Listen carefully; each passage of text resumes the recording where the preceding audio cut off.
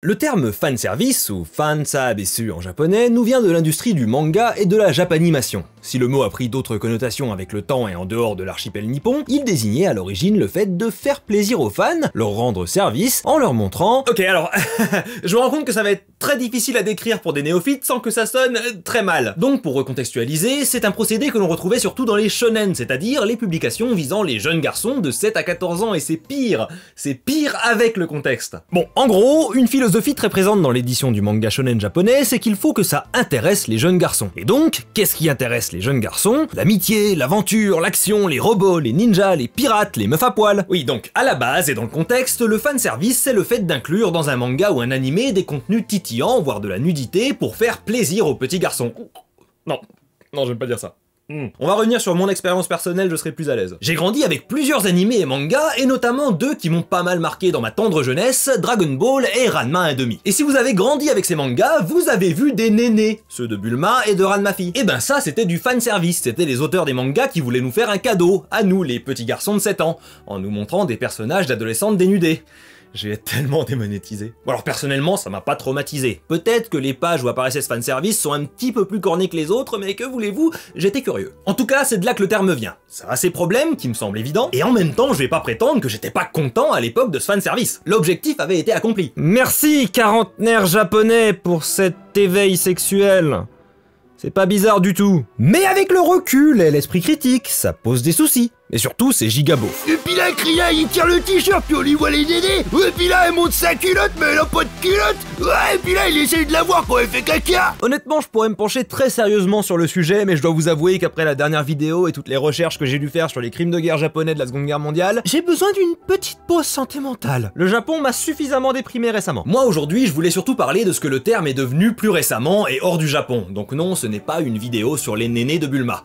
Je suis désolé. La question qui m'intéresse plutôt, c'est comment le fanservice a influencé le divertissement grand public en bien, mais surtout en mal. Et la problématique derrière cette vidéo, c'est faut-il donner aux fans ce qu'ils veulent ou ce qu'on pense qu'ils veulent. Mais comme je suis sans doute ultra démonétisé après cette vidéo, je vous propose de prendre un instant pour parler d'un navigateur. Né vers 970 de notre ère, Leif Erikson est sans doute le premier Européen à avoir atteint l'Amérique. Pardon? C'est pas ce genre de navigateur. Ah!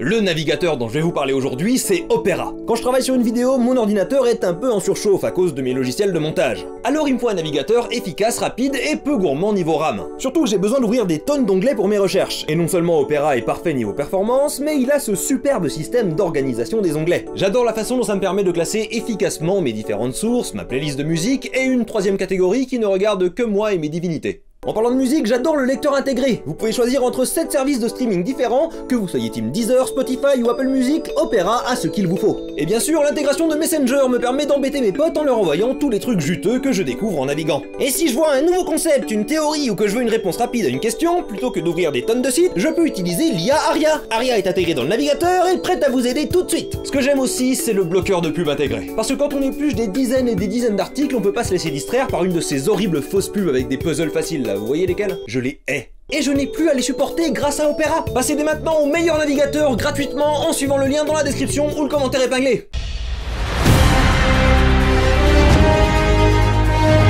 Alors aujourd'hui, quand on parle fanservice, c'est plus uniquement pour le côté racoleur et gigabeauf. Et ça a largement débordé du shonen. Ce qu'on comprend dans le terme, c'est cette idée de faire plaisir aux fans de plein de façons. Et c'est surtout entendu quand on parle de franchise multimédia. Un caméo, un crossover, un mème, un easter egg, une référence, la confirmation d'une théorie de fan, beaucoup de choses peuvent compter comme du fanservice à partir du moment où on fait passer le désir de faire plaisir aux fans avant le principe basique de raconter une bonne histoire. Regarde Billy, c'est le truc que t'as déjà vu. Oh trop bien, je me sens stimulé. C'est donc un terme connoté plutôt négativement de base, mais il n'empêche que le fanservice, selon les formes qu'il prend, il est parfois très apprécié, voire réclamé. Ce qui semble normal, c'est pour faire plaisir aux fans, et les fans aiment qu'on leur fasse plaisir. Y a pas de mal à se faire plaisir, comme disent beaucoup de gens qu'on ne devrait peut-être pas prendre comme modèle. Donc il y a une demande de fanservice, c'est pas uniquement une décision qui vient d'en haut et qui considère le public comme des animaux faciles à contenter. Mais il y a un peu de ça quand même, on peut pas prétendre qu'il n'y a pas une grosse dose de cynisme derrière la démarche. C'est évident quand on revient à l'origine du truc, faire des mangas avec des filles en bikini qui ont des poitrines plus larges que leur tête pour vendre, ça en dit long sur le respect qu'on a pour le public. Pardon, j'ai dit respect, le mot que je cherchais c'était mépris. Qu'il mange de belles brioches. Toutefois, étant le fier possesseur d'un master en lettres, techniquement c'est un master en langue surtout, je me dois de respecter la forme ancestrale du plan dialectique de la dissertation. Commençons donc par la thèse, le fanservice, c'est bien. Pourquoi c'est biengue? D'abord, la majorité de ce qu'on considère comme du fanservice, en dehors du côté TT, c'est lié à une connaissance préalable de l'œuvre. Comme je l'ai dit, c'est surtout lié aux franchises multimédia. Par exemple, dans Zelda Tears of the Kingdom, on peut trouver la tunique de Twilight Princess. À côté du coffre dans lequel elle se trouve, il y a deux âmes, une grosse et une petite, qui font référence à Midona et le Link de ce jeu. Si tu connais, si t'es fan, tu comprends la référence et ça te fait plaisir. Le fait de connaître la franchise te fait apprécier ce petit easter egg. En règle générale, les easter eggs, comme ils sont censés être cachés, sont une forme plutôt difficile à critiquer de fanservice. Ça n'impacte pas l'œuvre et ça fait plaisir de le trouver sans rien enlever à ceux qui n'ont pas la référence. Parfois, le fanservice est moins caché tout en restant discret. Dans La Revanche des Sith, Obi-Wan tue Grievous à l'aide d'un blaster. Spoiler. Puis il dit ceci. C'est une réplique qui fait référence au premier film Star Wars. An elegant weapon for a more civilized age. C'est du fanservice dans le sens où les personnes qui se souviennent de la première réplique sont gratifiées en entendant la nouvelle. C'est un petit pont qui nous rappelle qu'on regarde le même personnage dans le même univers et ça joue sur notre nostalgie sans pour autant en abuser. Dans le même style, on a aussi les caméos comme ceux des réalisateurs. Un spectateur lambda ne fera pas attention que Peter Jackson apparaît 3 fois dans sa trilogie du Seigneur des Anneaux, mais un fan sera content de repérer le réalisateur. Le fanservice joue parfois avec l'aspect communautaire des fans, c'est là qu'on entre du côté des théories ou des mèmes. Les œuvres qui mènent à des franchises existent au-delà d'elles-mêmes, notamment dans des espaces de discussion en ligne, ce qui fait naître tout un imaginaire extra-diégétique. Les fans inventent des théories, des justifications sur certains points du récit, comblent les trous, mais racontent aussi des blagues et font des mèmes qui peuvent parfois devenir presque aussi populaires que les œuvres dont elles sont tirées, au point où les créateurs de ces œuvres, ou bien les personnes en charge de leur suite et adaptation, peuvent parfois décider d'inclure des références à tout cet imaginaire développé par les fans. Les pages Ascended Meme et Ascended Fanon de TV Tropes contiennent des centaines d'exemples pour les curieux. Je n'en citerai qu'un ici. Le 11 mai 2005, une petite vidéo est publiée sur le site de fans Warcraft Movies. Dedans, une guilde s'apprête à entrer dans une salle de World of Warcraft remplie de monstres. Tandis qu'ils établissent leur stratégie face à cet obstacle, l'un des joueurs, Ben Schultz, fonce dans la salle en hurlant le nom de son personnage. La vidéo est un mème antique de nos jours, une des plus vieilles vidéos virales des internets. Au point où dans l'extension Wrath of the Lich King, un accomplissement Leroy Jenkins a été ajouté au jeu. Le personnage a eu droit à sa propre carte dans le jeu de cartes Warcraft ainsi que dans Hearthstone, et finalement, un PNJ Leroy Jenkins a été intégré dans World of Warcraft. C'est un cas extrême mais qui illustre bien l'intérêt communautaire de ce genre de fanservice, donner aux fans une place au sein de l'œuvre. Parce que faire ça, ça intègre Ben Schultz, mais aussi toutes les personnes de la communauté qui ont partagé la vidéo et qui aimaient ce mème. Et finalement, pour revenir au côté plus beauf du fanservice, on va quand même souligner un point positif, il y a des gens qui aiment bien. Moi le premier. Au-delà des questionnements importants sur la représentation des corps, notamment féminins, notamment sous le regard objectifiant masculin, et ben la nudité gratuite, c'est sympa. Quand les personnages sont majeurs, non ce n'est pas négociable, je m'en fous de ton avis sur la culture japonaise, arrête de taper ce commentaire et va toucher de l'herbe. Mais c'est juste son apparence, en réalité elle a 500 ans. Je fais des blagues là mais ça m'énerve très fort. Et aussi surtout quand ça ne se fait pas au détriment de l'œuvre et des personnages. Allez tous ensemble, thèse, antithèse. Le fanservice, pourquoi c'est pas biengue? D'abord, tout ce qui concerne le fait de récompenser l'assiduité des fans avec des caméos, des easter eggs, des références, des mèmes, des théories, et ben c'est du temps dans l'œuvre sans valeur pour les néophytes. Je vais prendre un exemple où j'étais le fan visé. Je suis allé voir No Way Home au cinéma. Dans ce film, spoiler je suppose, les deux anciens Peter Parker reviennent. Alors dans la salle, applaudissements, hurlements, j'étais à fond. Après, j'ai revu le film tout seul à la maison, et ça a déjà été souligné par plein de vidéastes, mais il y a ces silences gênants quand les Peter Parker apparaissent.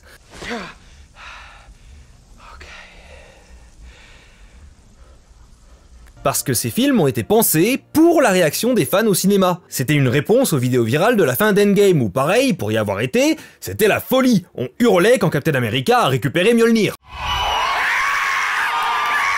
Je peux plus jamais critiquer les groupies, je suis passé de l'autre côté de la barrière. Et donc, suite à ces vidéos virales, Marvel a dû se dire on va essayer de recréer ça et on va même laisser un peu de place pour les applaudissements. Ce qui est très cool quand tu es dans la salle avec les fans, surtout si tu es fan. Mais j'imagine, pour les humains normaux qui voient le film chez eux, c'est très long. Ce montage se fait clairement au détriment de la qualité du film, de son rythme. Et c'est assez fou de s'en rendre compte. Bref, je pense pas avoir trop besoin d'illustrer ce point, c'est très consensuel et on devrait tous être d'accord dessus. Quand c'est au détriment du récit, le fanservice, c'est pas biengue. J'ai l'impression de dire quand c'est nul, c'est mauvais. L'autre point que j'ai déjà un peu souligné, c'est ce que ça dit sur la relation entre les créateurs et le public. Parce que c'est une certaine vision de ce rapport qui se joue dans le fanservice. Je sais ce que tu veux, je sais comment satisfaire tes envies, et je vais te le donner parce que mon œuvre existe pour te satisfaire. Et moi, je trouve ça un peu insultant. C'est considérer les fans comme une masse uniforme aux attentes attentes homogènes. C'est un peu nier le fait que différentes personnes peuvent aimer une même œuvre pour différentes raisons et avoir différentes attentes. Pour l'exemple de No Way Home, je repense à tous les gamins qui ont grandi avec Tom Holland en Peter Parker et qui ont vu deux types débarquer, tous les trentenaires se lever et hurler de joie, et juste accepter que, ok, ce moment-là n'est pas pour moi. Bon, on va attendre la scène suivante. Et aussi, cette idée de, par exemple, ce film est là pour faire plaisir aux fans, c'est une conception du cinéma comme un produit que l'on vend à des clients. C'est comme un Big Mac, quoi. Évidemment, par le modèle du cinéma, tout film est un produit. Faut vendre des places pour récupérer le budget et surtout faire des profits, ne serait-ce que pour pouvoir produire d'autres films. Ou bien faut faire des placements de produits pour les mêmes raisons. Ou trouver des subventions, il y a différentes variations du modèle, mais c'est toujours à peu près le même. Sauf le cinéma soviétique, mais est-ce que c'est très pertinent à la discussion qu'on a maintenant? Je ne crois pas. Mais c'est pas parce qu'une œuvre est un produit qu'elle n'est que ça. C'est pas parce qu'on la vend que la relation avec le public doit être purement transactionnelle. Et c'est ça que je vois et qui me dérange dans le fanservice, la notion de transaction. Je suis fan, je paie pour voir le film, donc je dois en avoir pour mon argent, le film doit être fait pour moi. Je dis le film, ça vaut aussi pour le livre, le jeu vidéo, la BD. Mais ça soulève une question importante, même si on sait ce que veulent les fans et qu'on fait pas attention aux néophytes, est-ce qu'on doit leur donner? Ou est-ce que c'est ça qu'on doit leur donner? Pour citer un chanteur anglais à la bouche pulpeuse, tu ne peux pas toujours avoir ce que tu veux, mais si tu essayes, parfois, tu auras ce qu'il te faut. Les fans, statistiquement, ne sont pas des artistes. Enfin, y a pas plus ou moins d'artistes parmi les fans que parmi le reste de la population. Donc majoritairement, les fans ne sont pas au fait de ce qui se passe derrière la création d'une œuvre. Ils ne connaissent pas les procédés d'écriture, les diverses limitations techniques, technologiques, économiques, légales ou physiques qui sont indissociables du processus créatif, peu importe le support. Et même ceux qui sont des artistes ne sont pas forcément au fait de ce qui fonctionne pour une œuvre donnée. En gros, les fans peuvent vouloir des tas de choses qui seraient de très mauvaises idées, ou pas réalistes, ou juste pas aussi intéressantes qu'une proposition nouvelle. Et même s'ils ont une super idée, ben peut-être que c'est pas ce que l'artiste a envie de raconter, ni la direction qu'il a envie de prendre. C'est quand même bizarre de vouloir écouter des histoires à la condition qu'on te raconte ce que t'as déjà envie d'entendre. Le truc, et c'est mon avis, c'est que l'art c'est avant tout quelqu'un qui s'exprime, ou un groupe de quelqu'un. Je vois mal ce qui tient de l'expression dans le désir de satisfaire le public, de donner aux gens ce qu'ils veulent. C'est pas quelque chose d'intérieur qu'on amène vers l'extérieur, c'est purement une démarche extérieure. Revenons au tété, au bzèze. Quand on écrit une scène titillante dans le but de satisfaire un besoin primaire chez le lecteur, est-ce qu'on exprime quelque chose sur l'érotisme, la sexualité, le corps? Ben je pense pas, vu que le but c'est uniquement de titiller sous prétexte de donner aux gens ce qu'on pense qu'ils veulent. Sans oublier qu'il y a un paquet de gens qui n'aiment pas ça ou qui s'en tapent. Et donc c'est rarement quelque chose qui va servir à l'intrigue, les personnages, et surtout les personnages qu'on utilise pour titiller, et encore moins les thématiques du récit. Avant même de questionner les problématiques plus profondes derrière ces représentations, et il faut les questionner d'ailleurs, leur existence n'est justifiée ici que pour des raisons racoleuses qui méprisent le public en bonus. C'est une façon de dire Y'a Chris Hemsworth torse nu, Nami en bikini, faites-vous plaisir mes petits cochons. Oh bah vous aimez bien les abdos et les tchouches, bande de débiles. Ça fera 12 balles. Et c'est vrai pour toute forme de fanservice à partir du moment où ça prend le devant de la scène. C'est pour ça que je reste assez peu critique sur des easter eggs ou des caméos discrets. Mais quand c'est aussi discret que le décolleté de Bayonetta, ça devient symptomatique d'un manque de respect pour le public et pour l'œuvre. Je sais que c'est beaucoup demandé de grosses franchises multimédia de proposer des visions d'artistes plutôt que de se rouler par terre pour faire plaisir aux fans, mais je sais pas, on a le droit de rêver, non? Et en plus, sur le long terme, le fanservice, ça tue ces franchises. Qui a dit Star Wars 9? Tu viens de gagner mon respect et mon amitié. Les gens aiment ces franchises à la base parce qu'elles proposaient quelque chose. Elles offraient du neuf, de l'inattendu, bref, tout ce qu'il est impossible de recréer en suivant la demande populaire. Je pense qu'il vaut mieux un fan déçu par une proposition nouvelle qu'un fan satisfait par du réchauffé. Parce que j'adore les lasagnes, encore plus quand elles sont réchauffées. Mais au 5e repas de suite où on bouffe des lasagnes, je peux t'assurer que je te fais avaler le plat. Alors que si tu me fais un truc que j'aime bien, puis un truc que j'aime moyen, puis un truc que j'aime vraiment pas, puis un truc que j'adore, eh ben il y a beaucoup moins de chances que tu bouffes la vaisselle. Parce que j'aurais essayé des trucs, j'aurais eu une nouvelle expérience. Et les bonnes rendront les mauvaises plus supportables, tandis que les mauvaises rendront les bonnes meilleures en comparaison. Bref, tout ça pour dire qu'il faut peut-être pas m'inviter à dîner chez vous. On parlait de quoi déjà? Eh merci à toi en particulier. Tu sais pourquoi? Parce que tu es sur le point de t'abonner. Et ce truc racoleur à la con, c'est l'inverse du fanservice. On fait ce qu'on peut. Un énorme merci au soutien de la chaîne. On se retrouve mercredi pour un nouveau format que je veux tester. C'est une expérience. Et on va voir ensemble si les jeux vidéo rendent violents. La réponse va vous surprendre. Il faut sortir plein de vidéos en décembre, c'est l'esprit de Noël. Non, c'est faux, c'est parce que j'ai besoin de thunes. Un énorme merci à Morgan Ovlenko, Pouillou, Arnaud, Billy, Radiem, Laetitia, Femtom, Maïwen R, le maître du Doliprane, Fly Lupus, Eddie Rockmer, Samy Langignon, Elayan, Manuel, Aigolius, P. Le Gaulois, Kevin Delamure, Emma Vennaï et Arthur Burger. Allez, encore merci, à dans 3 jours, Tropper, out.